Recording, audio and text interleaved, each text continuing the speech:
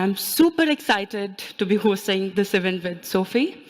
I'm Deepa Sharma. I'm slightly above 5'3", but not 5'4". I'm wearing beige trousers and a black suit. And I work in powertrain calibration and controls. That is product development engineering. I'm also events co-lead for Women in Engineering, and that is the reason and privilege I'm here hosting this wonderful event with you all. And I'm super, super proud to be part of Women in Engineering. That's a network that is constantly promoting, facilitating a gender-inclusive environment here in JLR so that everybody can have equally enjoyable careers while delivering the world-class products. Without much of further ado, I would like to invite our guest speakers on the stage. Please give me a big, big hand, everyone.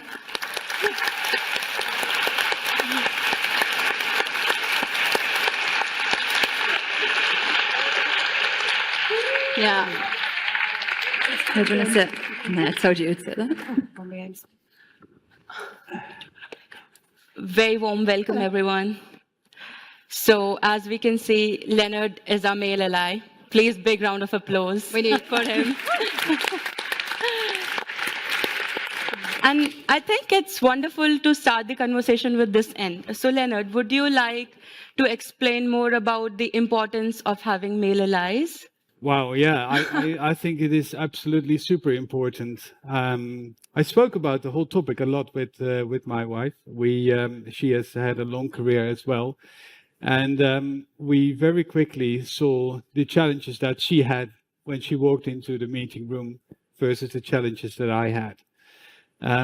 Obviously, you know, we have a lot of daughters together as well. They are now working as well.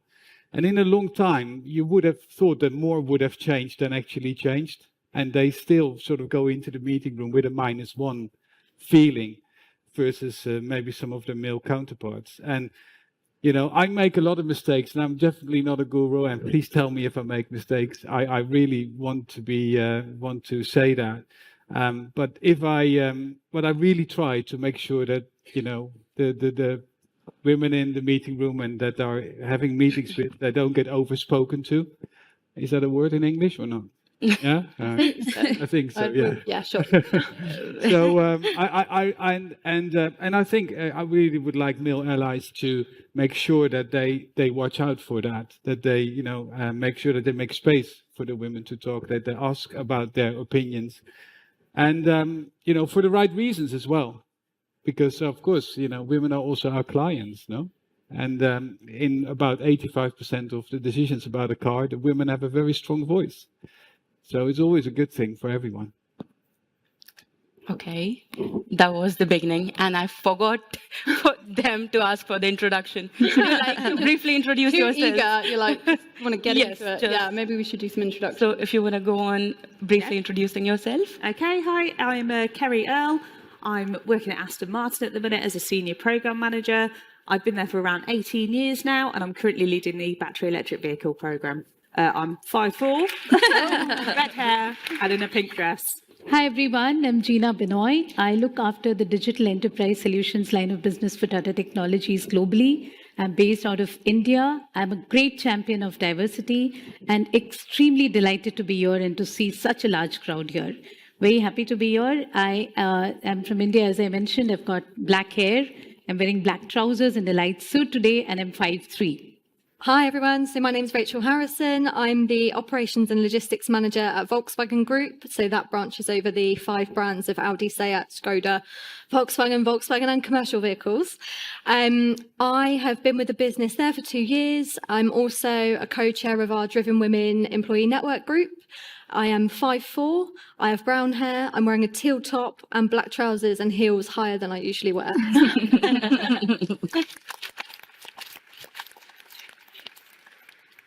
Hello everyone, my name's Emma Robbins. I am part of the Volvo Car UK group. My job is Senior Manager for People Experience and Development. I've only been with Volvo for just over a year, but I've got over 8 years experience in the automotive as well as some other industries. I'm 5'7" without heels. I have heels on. I have no idea how tall they are. I'm in a brown and black dress. Really excited to be here. We were very delighted as a company in general to be involved. So looking forward to getting started. Would you like to go as well? Would you like to briefly introduce yourself? Yeah, I kicked off straight away, as it's such an important topic. But I'm Lennard, and I'm with JLR now for 3 years. And I always wear white trainers and blue trousers, so that's pretty consistent. And today I have a grey black jump. Thank you. Thank you.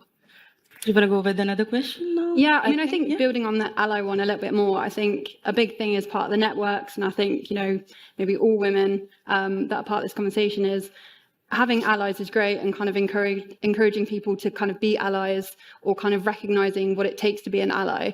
But like, how do you, we're constantly looking to resonate and grow the community of allyship. Does anyone have any kind of like thoughts about that, like how we can do it, how we can reach more people and kind of, get more allies in the business, aside from being a great ally? I think for me, it's all about having role models within that business. So as soon as you've got sort of strong female leaders that people can look up to, and actually they see the advantages that they bring to different teams because they've got different perspectives, they operate in a slightly different way, then it's kind of that positivity spreads. So the more we can kind of celebrate women and the achievements that they have and what they bring to the party, it naturally creates more allies within a business. And if I can just add to what she said, I think today I'm here because of the efforts of many of the allies that I've had in the past, because I don't think they've been men, they've been women, and I think they've been strong leaders who have supported me as I've gone through this journey.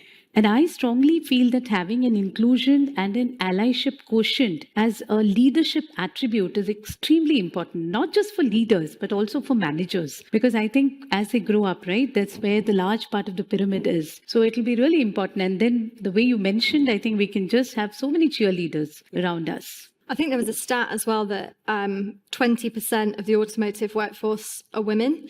So in that case, you've got 80% of the workforce that are men. So the opportunity for men to be allies and be supportive of that 20% is huge. I think the thing really is, what are the tangible tools that you can give to men to make them aware of how they can be allies? That's the bit that's powerful. There's lots of content online about what those things are, and it's things like including female voices. If you have 80% of men in a room, maybe only one woman or a couple of women, how do you make sure that their voices are heard? How do you make sure that you're introducing them for their opinions and their views?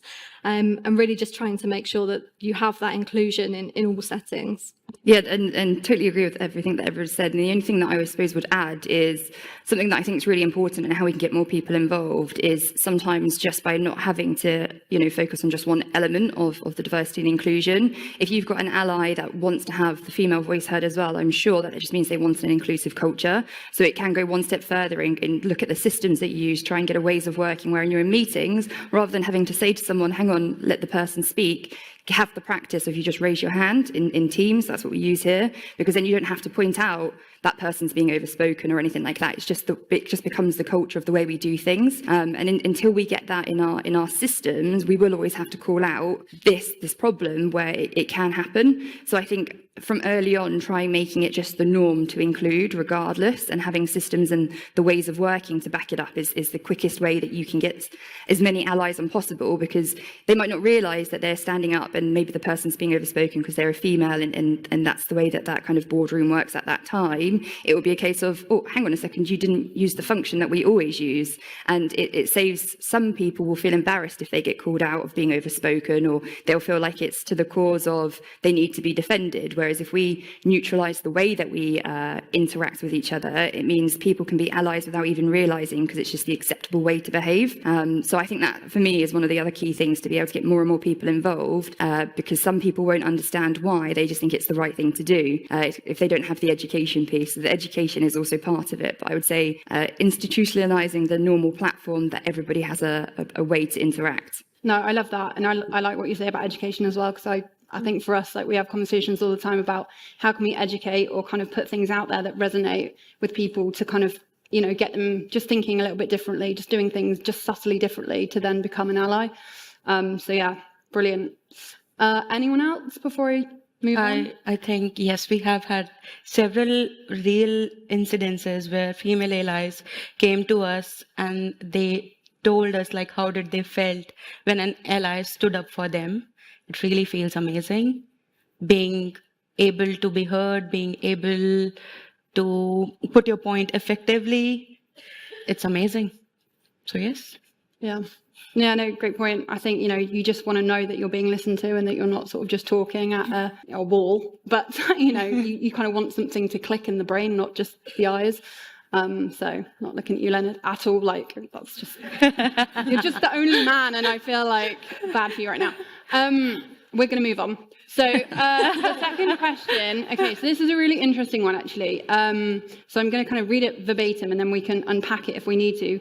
But women are sometimes told that they're not ready to step into leadership positions. What are some of those potential barriers? You know, why is that happening? And why can we sort of, or how can we remove the barriers or kind of, you know, yeah, change that strange narrative? I think, first of all, it's such a shame when this happens, and it shouldn't happen. I don't ever think that you should be told by someone else that you're not ready unless you've almost invited that feedback or created an environment where you're searching for something that tells you that you're not ready, but it needs to be constructive. So I think if you're ever given feedback that you're not ready, unpick that. You have to unpick that and understand where that's coming from. It could be really constructive and it's just delivered in a poor way, but is it a blind spot that you might have? Is it an area that you're unconscious of and actually is a real then a learning opportunity for you to be able to grow? If it's less constructive, I think how you challenge with that, and you have to think about how you might tackle a comment or a conversation that's like that. But, you know, what is it that you want to achieve? And if you are ready, if you feel you're ready for development, what do you need to prove to this person who's telling you you're not to be able to overcome those barriers?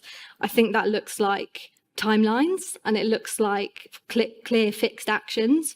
What is it that you need to achieve in that person's eyes to be ready? And when you have that plan and you can collaborate with that person on working towards those goals and those milestones, that's when you can get into that position where actually from their perspective, then you might be ready. But in the meantime, you know that you've given all of those pieces of evidence to show what you said maybe wasn't quite correct. And it might have been a misconception by that person that you lacked a particular skill or behavior. Quite like that, having clear timelines and taking it back and just trying to understand their perception about you and where is it coming from. It's amazing. Yes. I would also add that some of the potential barriers is a preconception that the person can't commit the time because they might need to go away at 3 o'clock to pick up children, or because they're the carer or something like that. And so someone has made the decision before even checking the facts that the priority isn't going to be the role. Like I'm in HR, and throughout my career, as many times I've had to call somebody up and say, you can't make a decision based on that, you know, because they've an assumption because of their age, they might be starting to think about having kids, or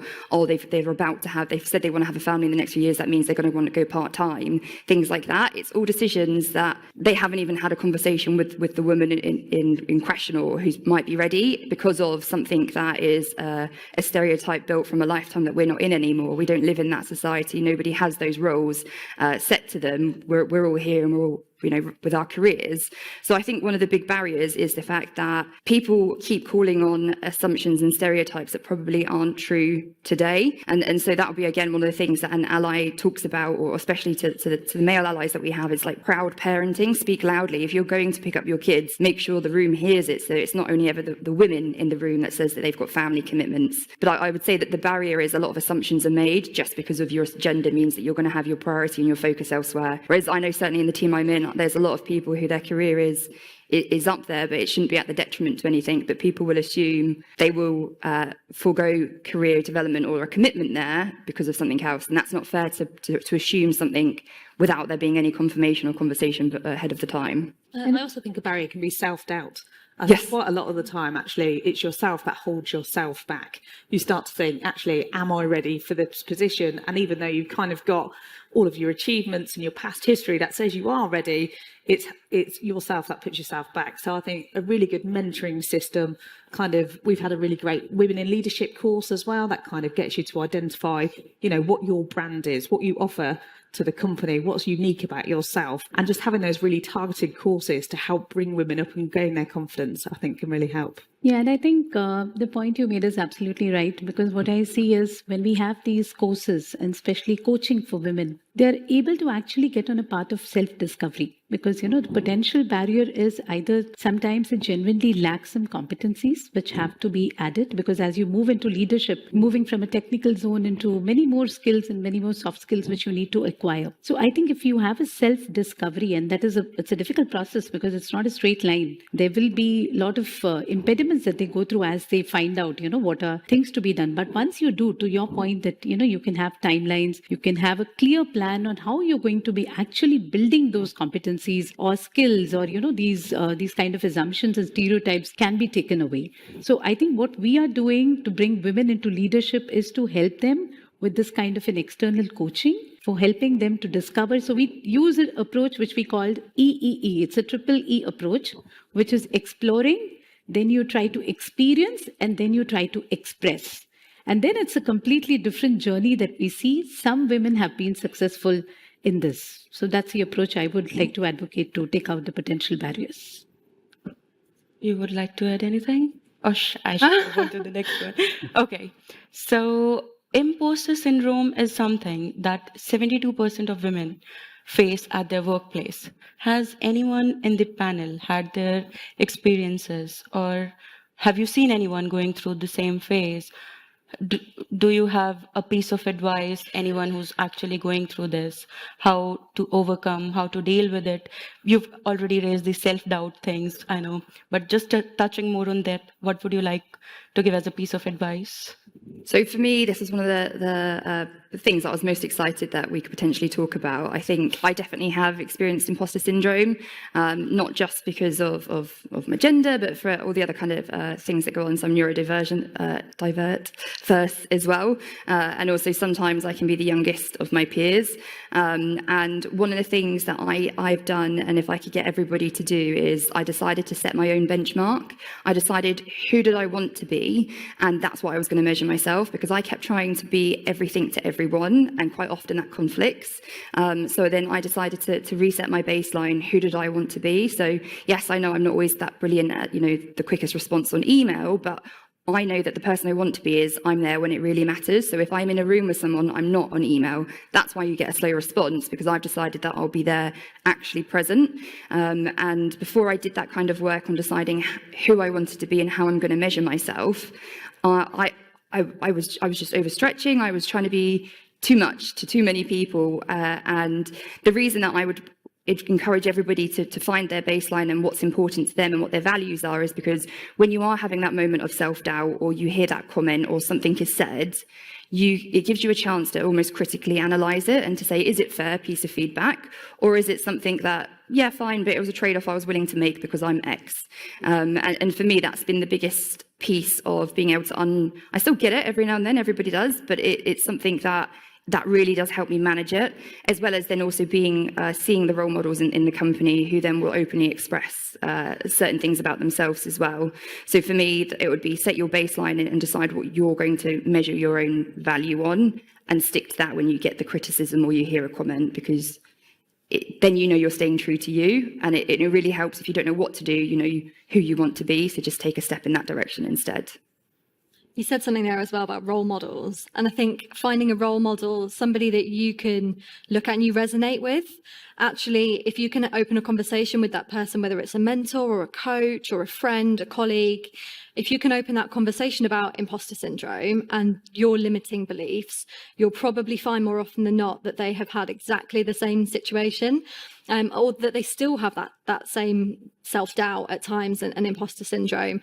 I don't think anyone who experiences imposter syndrome that it just magically disappears. It doesn't ever go away, and you'll be in situations where you do doubt what, do I fit in here? Am I right here? I sort of have it a little bit today. But I think challenge yourself and stretch yourself. Try not to get in your own way, and realize that if you're putting barriers in front of you, you're the one that's doing that. So actually, how can you remove them for yourself? That, I think, is through knowing the value that you bring, knowing what your strengths are, and knowing actually how powerful that you can be, and reassuring yourself of that. I think also opening a conversation with male colleagues can be quite inspiring. I had a conversation and an interaction quite recently with a male who talked about his imposter syndrome. This character you would never know experienced imposter syndrome, very confident. You'd never think that he experienced any level of self-doubt. When he opened up, it made me think, you need to tell more people about this, because the more that we normalize it, actually, the more that it becomes less of a thing. It's less of a barrier in our way. So the more that we talk about imposter syndrome, it is experienced, I would say, more so by women than it is in men, but talk to all of your colleagues about it. Ask someone if they've experienced it. Someone very senior. Like I say, if you talk to your mentors and people who are far senior in the business, if they tell you that they've had imposter syndrome, well, that makes it a little bit more kind of palatable, doesn't it? And you can deal with it a bit easier. Yeah, I think it's also reminding yourself of why you're put in situations. So, like I should say, even being here today, it's kind of reminding myself that my managers had faith in me. They've nominated me because they absolutely believe that I can do it. And sometimes it's just having that extra backup to say, no one's setting me up to fail. They've not put me in that position because they want to see me crumble. They've put me there because they respect me and they think I can do well. And I think sometimes just reminding yourself of that and just being kind to yourself. Mm. And if I can share my experience, when I came into heading the digital side of the business, I was a reluctant warrior because I was not very convinced that I could do this. And it's a difficult kind of a business where it expects me to trot the globe, go about, have conversations with customers, get into some difficult conversations, understand the financial side of the competencies and everything. And it was a limiting factor for me because I was not very sure whether I will be able to do it. And even after I took it, right, I mean, the first 8 to 10 months was very difficult. It's like it's not just conquering the imposter syndrome once. It is about, living it by the day. And then, I started looking for some help through cheerleaders, through, people that we had in the organization, also to understand whether, my fears were real. Because, is it that I'm overthinking, or is it that I genuinely need help in some of the areas? And I'm really vulnerable here to say that it was something which helped me, because the moment I realized that it's not something which me alone is going through, but there are a lot of people going through it. I think it helped me come out of it. And, in the next 10 months, so I had a lot of naysayers when I got into this position, but I was actually able to convert them and they could see the value that I was able to bring. But I think that external help, the coaching, and, one thing I will tell all of you, because I see a room full of women here, I feel be your own cheerleader. Nobody is going to do that for you. You have to, you will get battered, you will get broken, but be your own cheerleader. I think that is extremely important. Nobody can do that for you. Amazing. Yeah, no, I totally hear that. And I'm loving this conversation. I know I'm supposed to just ask questions, but I'm going to chip in. I think, what you're saying about, getting to know yourself and kind of backing yourself is so important. And I think this imposter syndrome sometimes can come from a place of, I need to be perfect, or I need to kind of be this thing, or I need to kind of act more like this or do this. Or no, like, you just need to be you. And I think getting to know your strengths and really kind of capitalizing on those and channeling them, or kind of saying, you know what, I'm actually really good at this. So instead of kind of trying to work out what I'm not so great at, because I might never be great at that, let's just go for the strengths, kind of know yourself, back yourself, and kind of really just know who you are and like what what you're bringing. And it's work, it takes work. I definitely am like very much doing the work. But I think that's just been a real shift for me to stop worrying so much about perceived weaknesses and things I'm not doing so well. And just kind of being like, do you know what, this is the strength and I'm going to try and own it. So yeah. Anyone else on that question? Okay. Next one. So we didn't quite know how to phrase this. How can, it says senior leaders, but leaders support fair opportunities for everyone? So obviously when we're thinking about trying to sort of, promote more women or kind of, being mindful of that, how do we still kind of maintain that it's the best person for the job? And we look at what we're not doing to maybe kind of make people feel like they can apply, or, it's kind of a bit of a big question. Does anyone want to just take it from me? And then we'll kind of work through it a little bit. But it's basically just about, how can we just still be fair? Like, we want to be fair. We don't want to exclude anyone in our journey to equality and all of that. So how do we keep that mindset and make it fair for everyone? It's more of like, how do we get the best talent to apply for the job? How do we ensure that everybody is having equal opportunities whilst promoting female engineers at the same time? So who would like to take on that one? There's probably a few things you could do. I mean, I guess first of all, it's looking at the policies around us. So actually, do our policies support getting the best talent into the business? Are we flexible with working hours? You say, are we open to part-time? Do we do job shares? And really advertising that, because actually there's quite a lot of good stuff that companies do that kind of when you go onto the website at first, it doesn't look like that. Everything's a very full-time salary. It's 39 hours a week, Monday to Friday, and actually telling people about all the great work you do, telling people about how you're inclusive and you promote equality can really get those people in. And then I think it's also trying to create this pipeline of upcoming women. So how do we outreach to schools early on, make sure they're aware of our industry, make sure they've got role models that they can look up to that are strong female leaders and think, actually, this could be me in the future. I can go into this industry. It's not closed off to me. I think you've nailed that answer.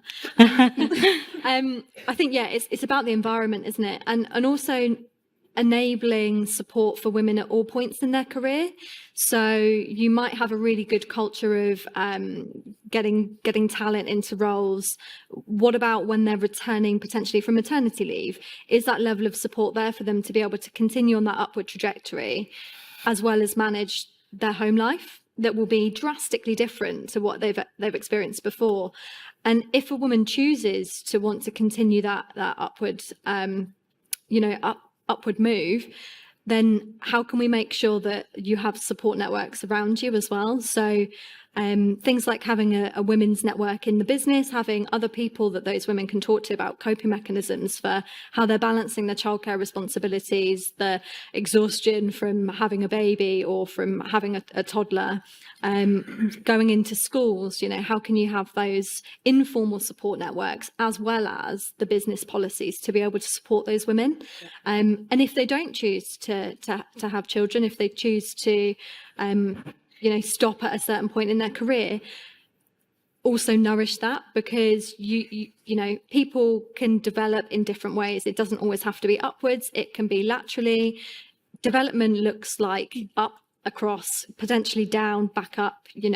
It's all about your mindset growth. And I think if you feel like in a role you're continuing to grow, we should, as leaders, support that. We don't need to be pushing people up career pipelines if they don't want to be there. I think there's lots of different things that we can do as leaders, but also from a business core policy perspective. I feel like you're going to have a very good HR answer. But just having a good environment for those people to thrive, whatever it is that they want to achieve. Agreed. I'm not going to build on that because it's exactly that. It's about making sure at every level, from the policies to the systems to the conversations, but also when you are applying, like I'm sure most people in the room already know about the stat about how men will apply for a job even if they have like less than 50% of what's been looking for versus a woman, even if they've only got 80%, probably won't. So it'll be about you going back to your basics and really checking that what you're asking for is right and we're not doing what we've always done. Can the job been done from at home? Or because I know we've spoken a lot about family life and children, but even if you're not there, there's other things that impact a woman on a monthly basis at a certain stage of their life that also has an impact on how things work. And recently I read a stat about, I think it's 72% of women feel stressed about trying to manage their period at work. And so being flexible in where they work at certain times of the year or the month could really get the best out of your talent, which means that they can display what they need to do to show that they're ready for the next opportunity. And I would say it comes down to like the screening and the language that we use. So at Volvo, we have a system where we'll put it through to make sure that we're having inclusive language, and we check for a percentage to make sure that we're not using overly masculine words or words that we know from studies, or chance that we don't have the right applicants, the talent coming through. It is about going back to basics and almost ignoring what we have done. How can it be done now? Because the world's completely different again. So I would say every time there's a new opportunity, write the job description, write how it needs to operate from scratch. Don't try and tweak something existing, rip it up, start again, because the world is very different now and the way we can do things is very different. But that was going to try short because you guys did an amazing job of that. Yeah. And maybe I'll just add one point on that. When you hire an individual, you actually hire a family behind that individual. I think because the people that we bring into the system are mothers, it could be, and I'm saying individual because it could be even fathers, or, it could be daughters. So I think if you give that kind of a support to the people who are coming in, and I come from that part of the world where it's very difficult for women to actually come up into careers, and, because I think we still have the stereotype of the male breadwinner and the female homemaker, which is something which they have to really surmount, and that becomes a challenge. So what I've seen is, if you're able to, one is of course publish the policies that you mentioned, but also be genuine in terms of building that emotional connect with the employees once they come on board. And there are going to be times where there is going to be a disproportionate need at home, or there are going to be situations where they need to step back. I think as managers, as senior people, if we give them that safety net, we will see people continuing, maybe, have policies with sabbaticals and things like that, which can allow people to step back and then again come back to the workforce. Then I think what we today do of, having campaigns to get people back after a sabbatical is not required. You can just have the team itself who really takes care of it. I think that's what we need on the ground. And that's very, very important. And I've seen organizations who do that, people are able to stick and they are able to really contribute well.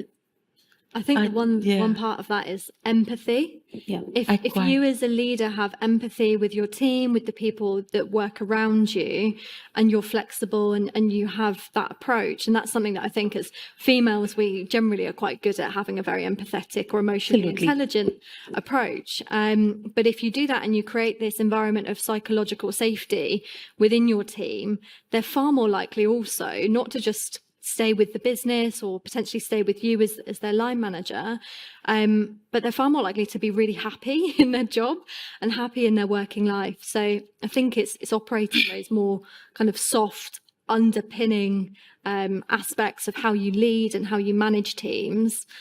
That for me, I think it drives a lot of success, a lot of positivity. Very true. That, I think, kind of drives us to our next question. You partially answered that already. So it was more like, how do we ensure we as women are supporting other women in our organization? Because most of the times it's been seen there is like an unsaid competition between two female colleagues in a team. What is the piece of advice you've already mentioned briefly? No, don't worry. Like, apart from empathy, what are the things that we can look for? Maybe kind of way we connect with each other, or kind of the emotional balance? What would you like to add on? I think it's about just supporting each other. So recognizing what each of you can bring to the party, really sharing experiences as well. So, you know, if I've got a particular project coming up that I think is difficult, I've not really done it before, go and reach out to other people, share those experiences. If you have got a bit of imposter syndrome, you know, reach out to someone else that has been in that situation and got through it. What's their tips and techniques? And as I said before, kind of having a good mentoring system within companies so that when new females start, whether they're young and fresh into the industry or whether they're coming up over from a different industry, it's actually really good learning experience to be like, okay, how do you operate in your business? What kind of flexible policies have you got? How do you empower women? And then taking the best of that to implement into your own business. I would also add one of the things that I think is really important for women to do is not to force another woman into their journey. So not comparing with something of, well, this is how I did it when I was your age, or when I was in that job. Just because you've had to make the trade-offs or the decisions you've done doesn't mean it's suitable for the next person. You need to accept them as they are and be the cheerleader, the champion, or what I would call like reverse gossiping, like calling out their good parts in front of other people too. You know, I've had it myself before where I've been called up on because my personality, people have mistaken that for something else, or because they're very cold and aloof, I should be. So I was getting negative feedback for being too talkative to the business and things like that. And that's because that's who they are. That's not who I am. And again, like I mentioned earlier about deciding who I was and sticking to my baseline and measuring me on that since I changed that mindset, my career, like it rocketed. So I would say you need to accept that other woman as they are, with the strengths that they have, and not assume if they're talking to a guy it means one thing, or if they're being aloof with you it's because they secretly hate you or anything like that. It could just be their personality, or it could be that no, you know, they're let's say early in their career, they don't have to stay 2 hours extra after work to be able to get to where you were because that's what you did during your time. It should be taking everything as it is in the present moment with their own journey, because as we talked about, their strengths, their cheerleading, all of that's going to be different. And that's one thing that I've certainly found in my experience is some of my more kind of critical blows that I've had has come from women expecting me to be like them rather than them championing what's good about me. They wanted me to change. So I would say, yeah, it's that. Once you see someone with a strength, call it out, be really positive, that reverse gossiping. If you're in a room and someone says, oh, we need someone who's this, I might say, oh, Libby and Steph, they're great at projects, let's get them involved, or something like that. Or they're in the audience, by the way, for everyone with the yellow jacket. And it's about that, making sure that you say positive things about people, even when they're not in the room. And yeah, I'm jealous, I don't have that skill, but I would never kind of turn my nose at them for it, just champion the fact that that's a strength that I can draw on just through someone else now. But yeah, I would definitely say to support women in the workplaces, let them be who they are and support their strengths and championing them. Yeah, I love that. I had a nice chat with my therapist last week, and she was talking about how you move jealousy to a healthy envy. And I think, you know, when we think about women and we're sort of looking at women and we're maybe a little bit jealous or envious about certain things, it's kind of unpacking like, well, why am I feeling like that? Is it like, do I actually want to look at that as an inspiration, or am I just kind of, I don't know, just getting sidetracked or kind of worrying about things that I don't need to worry about? So yeah, no, completely agree. We don't have any more time for questions that are here. We're going out to the audience, which is a real shame because I had a real good one next. So Lucy, you could plant that actually for me in the audience. Shall I just ask it? Okay, we'll ask it. All right. Do women lose themselves in male-dominated industries? I think the term lose yourself is an interesting one. But I think if you're in a position where you're looking up and you're looking around and it's mainly men, that can be a little bit daunting. And you can sort of think, how do I fit into that environment? And also if I was looking to move into those sorts of circles, how would I fit in when I got there? To think, trying to look around you and work out where you kind of fit. Again, it goes back to you and what you bring. Having conversations with those people and those men, if there are areas of businesses that you're looking to go into, again, whether that's up or whether that's sideways, and you feel like you're nervous about the prospect of being the only female in that situation, again, have that conversation, try and infiltrate those kind of, they're not boys clubs a lot of the time, but try and have those conversations with the men that you're all human. I think this is it. Everybody is human. And the biggest thing we need to focus on is like diversity of thought, the diversity of how we all think and what we bring, rather than sometimes looking at it on a male and female basis. Just because that's what that person looks like on the outside, that doesn't mean that they think any differently to you. Yeah. So I think, again, just trying to be comfortable with that and maybe channel on what's on the inside, as opposed to, this is scary, there's too many men and I'm the only woman in the room. Actually, I've got something really important to say, and I think that I've worded it in a much better way than that person has. Look at the strengths and look at the value that you bring, I think would be my feedback. Let me build on that. I've been in a lot of situations and I've seen it around, and my advice would be to turn it around in your head. When you get into a situation where it's all male dominated, you come in, you say to yourself, I'm in a position to bring something unique, a unique thought process to this meeting or to this event that is going to make it better. If you really truly, and you should truly believe that, because that is the case, I think then your mindset going into the session, and also how you cut into it will be hugely respected. You'll see that straight away, because you bring a thought process that is unique. So there is an angle that you bring that is unique, and you will change the conversation. I'm admiring all of you sitting here, right? It's amazing, and there's so much intelligence and depth of thought that I wouldn't be able to, because I'm not a woman as such. But it's really, really important that that uniqueness that you've got, that you use it and be really confident in it, and then people will follow you. And that's the key factor of leadership.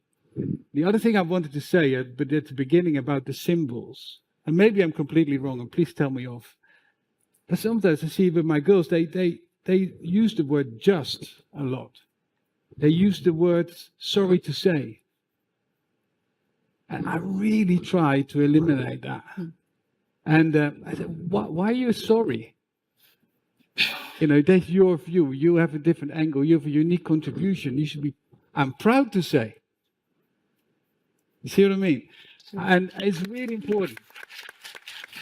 So I really try that, and but society sometimes moves them in a different direction, whether that's in school or at sport clubs or other things, and birthday parties. Try to get them back. Keep thinking that you bring something that is unique. Honestly. So Sorry, I was going to say just very quickly to build on that. That's one of the tips that I would have said, and it's something that I will still find myself doing, but I remove just to check in. I'm checking in. I never say sorry for being late. I say thanks for your patience. But also, there will be times where you have to call things out or where you need to disagree. And I would say anybody who is uncomfortable with that, think of a couple of sentences that you want to do and equip yourself with that. So rather than you having to on the spot think how you're going to say that you disagree, learn a couple of phrases you're comfortable with so that it's just at the tip of your tongue when you're ready to say, I have a different perspective. Can we discuss? And then it's not confrontational. It's not coming if they're annoying you or something like that. There's ways that you can be heard, and there is, for reasons we don't have time to talk about, why we would say just and sorry, but have a look at your language and find a couple of phrases you're happy with to call people out or to make space. So even if you're somebody who's constantly being spoken over to, it happened to me when I was running one of the projects that I've done recently. And in the end, I just said, I haven't finished talking and I can't hear you when you speak. So, and the whole room stopped, because beforehand, it was building up and it was building up. But as soon as I did that, they never ever did it again. I practiced it to make sure that I wouldn't be like, listen to me. I didn't do that. But it is, equip yourself with a couple of phrases that you'll be comfortable to whip out when you need to. And it takes the nerves away, because sometimes you're aware it's happening and sometimes it's not. But yeah, things like just, so sorry. The reason you're doing something is for value. You don't need to apologize for it. So I'm glad that you pointed that out. Yeah. Be proud, be brave, power lies within you. That leaves us with 5 minutes. Do we have any questions from audience, please? That was easy. Parita, we have one here. No. Right there? Yes. Hi, my name is Phoebe Leet, and I'm an enterprise leader within the people chapter in JLR. And usually I would not ask a question in one of these forums, but actually I find myself with a bit more confidence. We did the job. I wanted to share something because I think a bit of a fire was lit in me a couple of months back. And I'm not really sure how to go about it, but I think it's quite transformative, or at least it could be. So I've been here 2 years, and I live down in Windsor, and I've been married for a long time, 28 years I've been with my husband, and I've got 2 sons. But I live up here in the week, right? And in December, my husband was in a local coffee shop that he goes to. And somebody said to him, "Oh, I'm really sorry to hear about your divorce." And it's funny, I've had a journey to get to a senior leadership role, and I've had no doubt many inequities along the way. But that one hurt. All the others actually haven't hurt, that happened in companies or whatever. That one hurt because I really do value my husband, and he is my biggest cheerleader. But it made me think about your point, Emma, that society is not like this, not like that anymore. But many men work away and they commute and they live in other countries in the week. Or they travel a hell of a lot, and I doubt their wives in a coffee shop get asked, "Oh, I'm really sorry to hear about your divorce." And what it made me think about was actually the school playground, and how few, and actually how, at least when my children were at school, where I was doing drop-off and things, it was still not the norm in any way for a man to be at home with the children. What that led me to think that I think is the transformative piece, and I get all the reasons why this is not possible from a business cost, everything perspective, is there is massive inequity in our paternity and maternity situations that lead women to be the primary homemaker still. And for me, this is the game changer. Paternity and maternity are massively unequal, and it sets up for many of the things that I've heard on this sofa today, and it sets up my husband in a coffee shop still, when he's very supportive of his wife being away and going after what she wants, to be told, "Oh, I'm sorry, you're getting divorced." So I think we have to not just look within this company or your companies that you're from. We have to look at the policies and the legal pieces that make society and the perceptions that society hold, because that's what is transformative in this space. So I just wanted to share that because I feel really strongly about it. And I would welcome anybody who kind of wants to join me in actually how we look more at our governments for these things than just the companies that are more within our control. Thank you.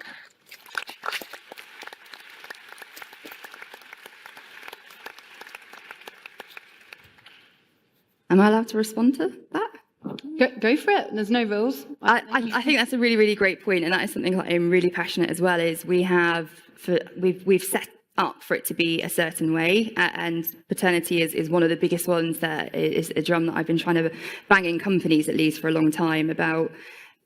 Even when they can take it, parental leave, they can take it in chunks and things like that. But maternity, you have one chance to take it, and that's it. You can't come in and out unless you switch to something else. And I think that's the most important part is when we look at how things are done, we need to ignore that now and what can be done, how things work now. And we haven't spoken about it, but there's the reason that we have such little representation of women in automotive is due to things with the dropout at STEM subjects in schools and things like that.